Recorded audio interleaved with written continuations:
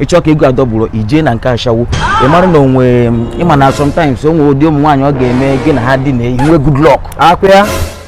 ọfịa onye ebe dị ya aja ọfịa ei omego onwe eze mpa na apa anya na ibi ya o togokwa kekwan ai udo ote nwanne ei nwanne m anyị na-aga na maka skọrọ ga setụrụ go m no one dey jiri white I tell you anyị kwara 1 million 1 million ọkachukwu mụ jee na Nigeria kita mụ na-agwa gị eziokwu lee ya na ezigoro 500,000 pụtagodi ego beta ihe na-achọ ikpu ego dị ya 500,000 siri nụ ọ bụrụ na ka otu ahụ ịbụrụ na ihe na-achọ otu m ga-esi eme ka ego a na-amụba amụba biko kụnyere m aka tụnyere m arọ otu m ga-esi eme ya ka ọ gaa ọfụma ọ dị mma akwasịga ka ịkpa n'aka ọ dị mma ọ maka oke ị chọrọ bụ ka biznes ị ga-eme ka ọ na-agbara mma bụ best ga-enye nwe advice ịma ife mere mba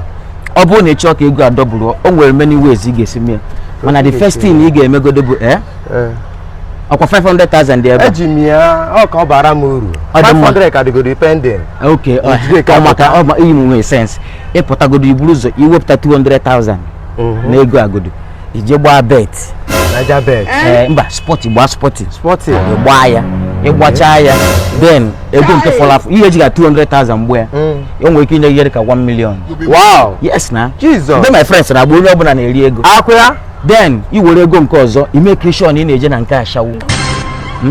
ịchọ ka ego adọbụrụ ije na nke ashawo ị mara na onwe ịma na sometimes o nwere ụdị ụmụ nwaanyị ọ ga-eme gị na ha dị na inwe good luck akwa ya o nwere ike ịkwụ ashawo 200,000 kịta